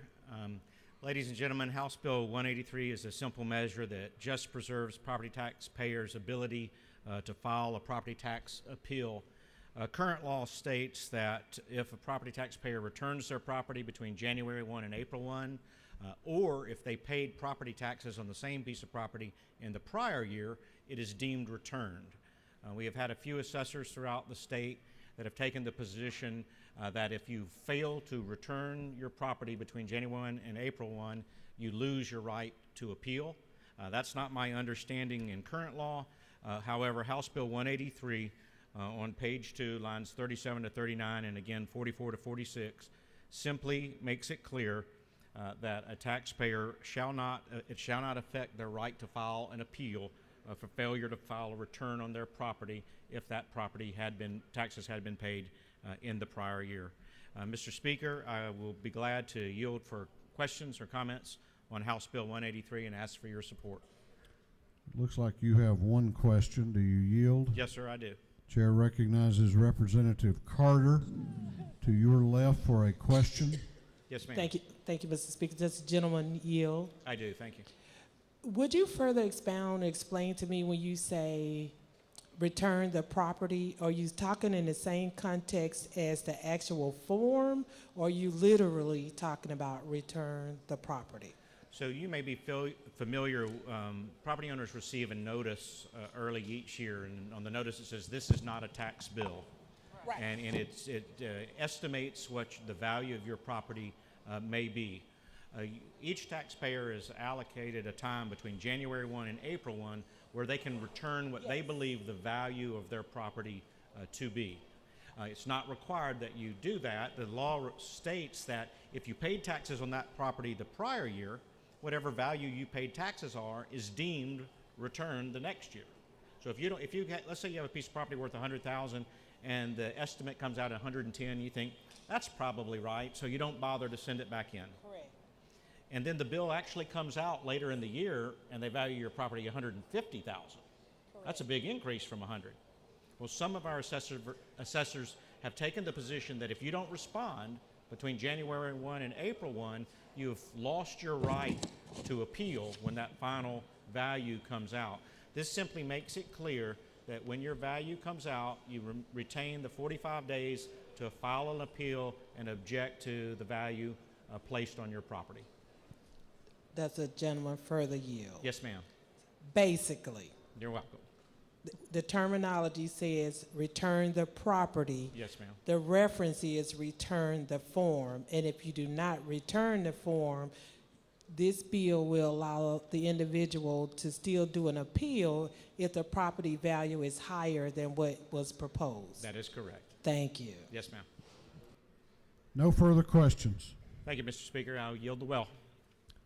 Is there any objection to the previous question being ordered? The chair hears none. The previous question is ordered. Is there any objection to agreeing to the report of the committee, which was favorable to the passage of the bill? The chair hears none. The report of the committee is agreed to. Shall this bill now pass? All those in favor of the passage of House Bill 183 will vote aye. Those opposed will vote no, and the clerk will unlock the machines.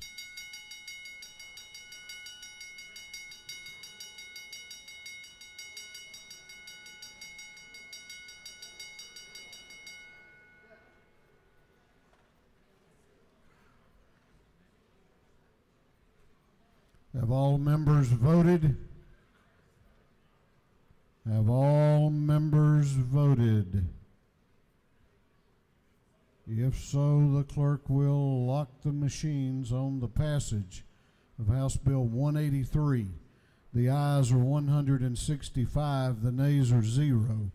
This bill, having received the requisite constitutional majority, is therefore passed. Clerk will read the caption to House Bill 186. House Bill 186 by Representative Stevens of the 164th, Gilliard of the 162nd, Peachtree of the 166th, Hitchens of the 161st, Stevens of the 165th, and others, to be titled an Act to amend Article 4 of Chapter 7 and Title 31 of the Official Code of Georgia, annotated, relating to county and municipal hospital authorities, so as to revise provisions relating to the sale or lease of a hospital by a hospital authority. This bill has been referred to the Committee on Governmental Affairs. That committee recommends that this bill do pass by committee substitute. Chair recognizes Chairman Stevens to present the bill. Thank you, Mr. Speaker. House Bill 186 is a bill that amends the current Georgia law dealing with a situation whenever you've got a hospital authority that sells a hospital. As you might know, we've got a very large hospital in Savannah that was a public hospital that has been sold to a private hospital.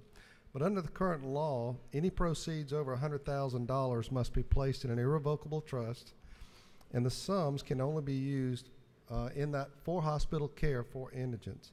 House Bill 186 will amend the law so that the interest on these funds can be used for health care purposes for indigents instead of hospital-only use. And everybody here knows hospital emergency rooms are extremely expensive. This bill will allow the local authorities to use the funds generated by the trust fund for a wide variety of healthcare purposes for indigents, including clinics and preventative measures to keep them out of the emergency room. The ability to use these funds in a manner will give the indigents a place to be treated outside of the hospital and keep them again out of the emergency room. This will save hospitals money, better health care for the indigents, and get them treated in their area. Mr. Speaker, I'll yield for any questions if there are any. You have no questions. Thank you, Mr. Speaker. I'll ask for your favorable consideration and yield the well. Is there any objection to the previous question being ordered? The chair hears none. The previous question is ordered. Is there any objection to adopting the committee substitute? The chair hears none. The committee substitute is adopted. Is there any objection to agreeing to the report of the committee, which was favorable to the passage of the bill? The chair hears none. The report of the committee is agreed to. Shall this bill now pass? All those in favor of the passage of House Bill 186 will vote aye. Those opposed will vote no. And the clerk will unlock the machines.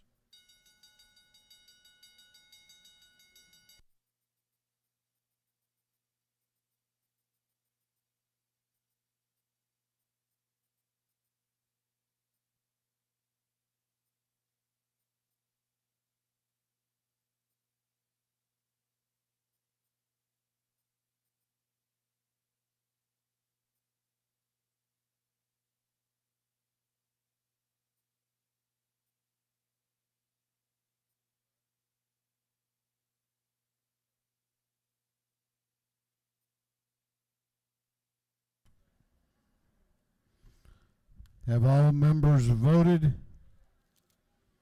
Have all members voted? If so, the clerk will lock the machines on the passage of House Bill 186. The ayes are 166, the nays are 1. This bill, having received the requisite constitutional majority, is therefore passed.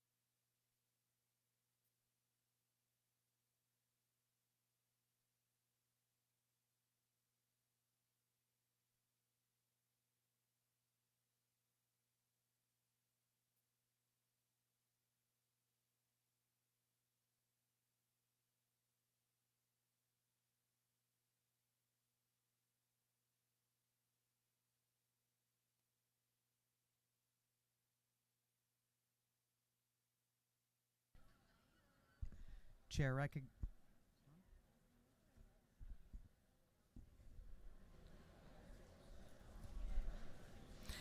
recognizes Representative Blackman. I'd like to make a motion, Madam Speaker. State your motion. Move that House Bill 337 be transferred from the Public Safety and Homeland Security Committee to the Regulated Industries Committee. Both chairmen are in agreement.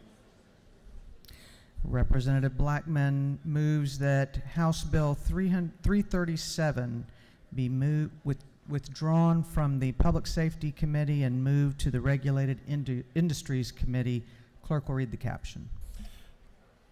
House Bill 337 by Representative Blackman and the 146th and others to be entitled an act to amend Title 40 of the Official Code of Georgia annotated relating to motor vehicles and traffic so as to provide for and regulate peer-to-peer vehicle sharing. On the gentleman's motion that House Bill 337 be withdrawn from Public Safety and recommitted to Regulated Industries, is there objection? Hearing none, it is so ordered.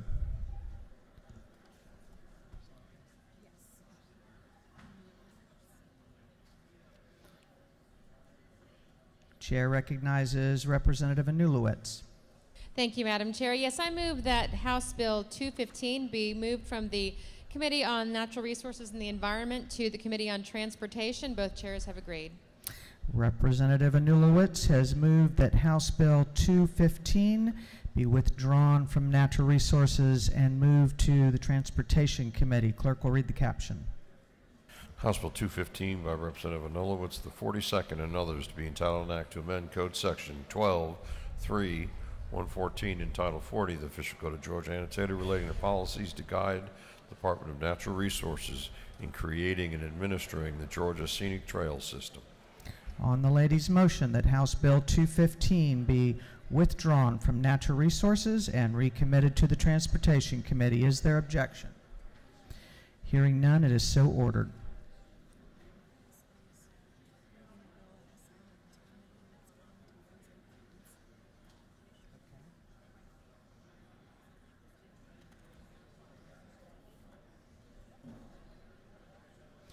Chair recognizes Chairman Knight. Thank you, Madam Speaker. I'd like to make a motion. State your motion. I'd like to make a motion that the rules of the House be temporarily suspended so that a bill may be read and assigned to committee. On the gentleman's motion that the rules of the House be temporarily suspended so a bill may be read for the first time and assigned to committee, is there objection? Clerk will read the caption. Unnumbered House Bill by Representative Knight of the 130th and others to be titled an act to amend Title 48 of the Official Code of Georgia annotated relating to revenue and taxation so as to define the terms Internal Revenue Code and Internal Revenue Code of 1986 and thereby incorporate certain provisions of the federal law into Georgia law. Ways and Means.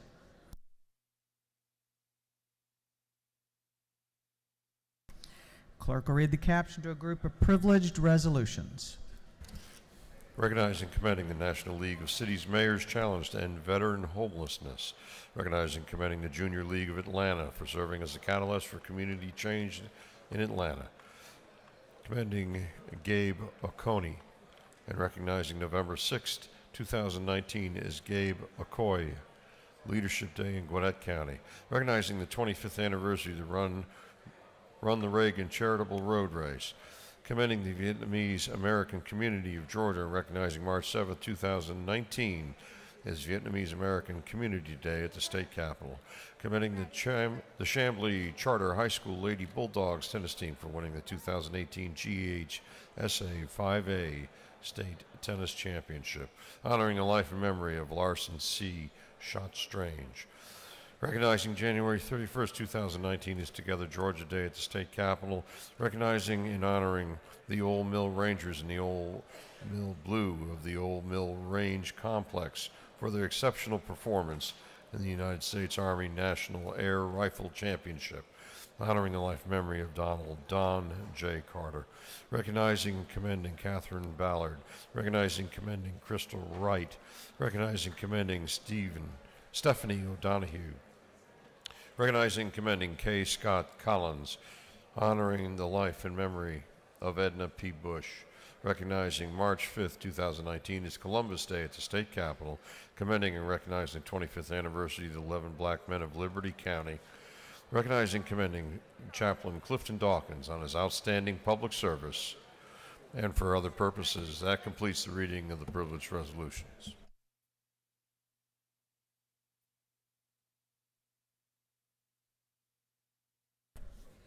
Is there any objection to adopting the privileged resolutions? The chair hears none, and the resolutions are adopted.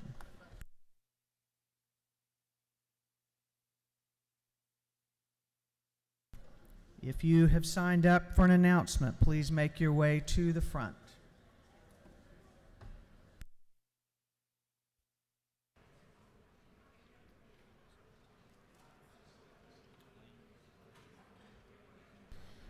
Chair recognizes Chairman Smith for an announcement.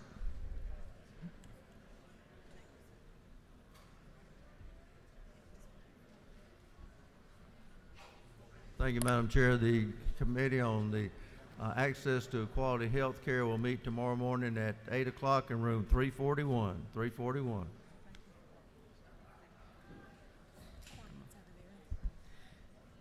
Chair recognizes Chairman Corbett for an announcement.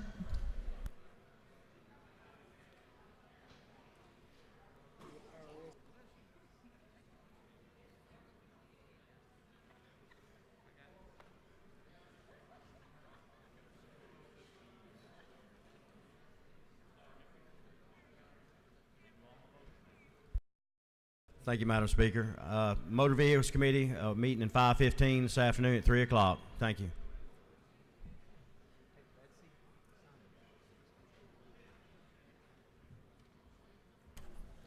Chair recognizes Representative McLean for an announcement. Thank you, Madam Speaker.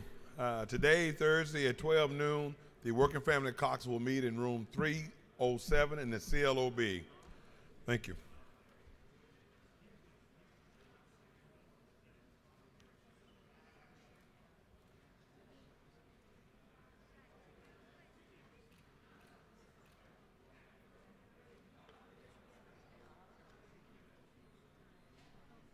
Chair recognizes Chairman Reinders for an announcement.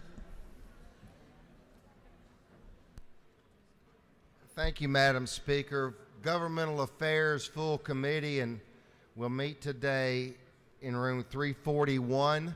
Full Committee of Governmental Affairs. That's the Appropriations/Rules. 341 Full Committee. All members are encouraged to attend. Thank you, Madam Chair.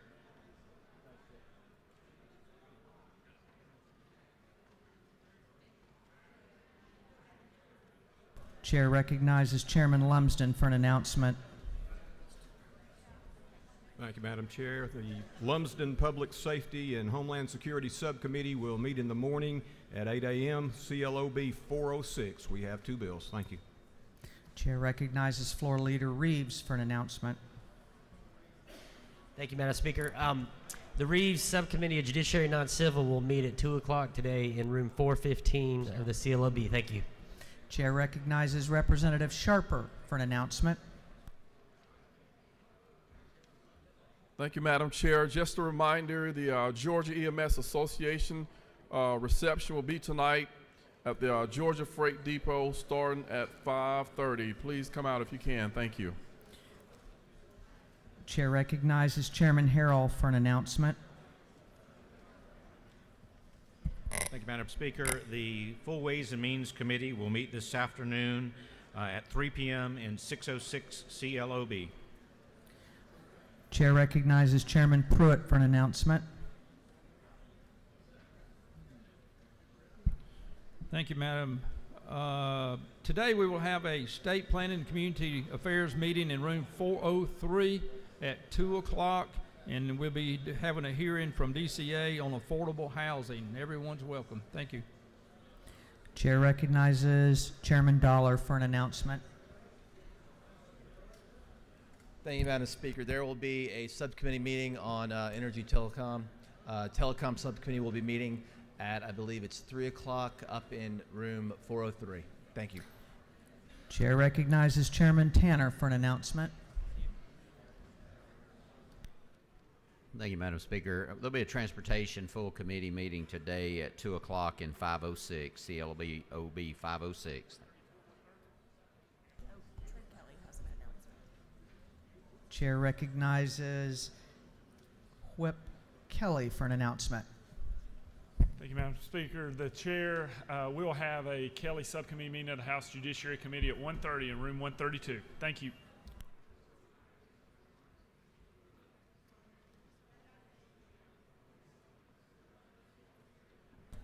The House Majority Leader is recognized for a motion. Madam Speaker, thank you. I move that this House, I move that this House stand in recess until 4 p.m. today and then stand adjourned until 9:30 a.m. Friday, February the 22nd, 2019. On the motion of the Majority Leader that this House stand in recess until 4 p.m. today, at which time we will adjourn until Friday, February 22nd at 9:30. All those in favor will say aye. All those opposed will say no. Well, the ayes clearly have it, and this House is in recess until 4.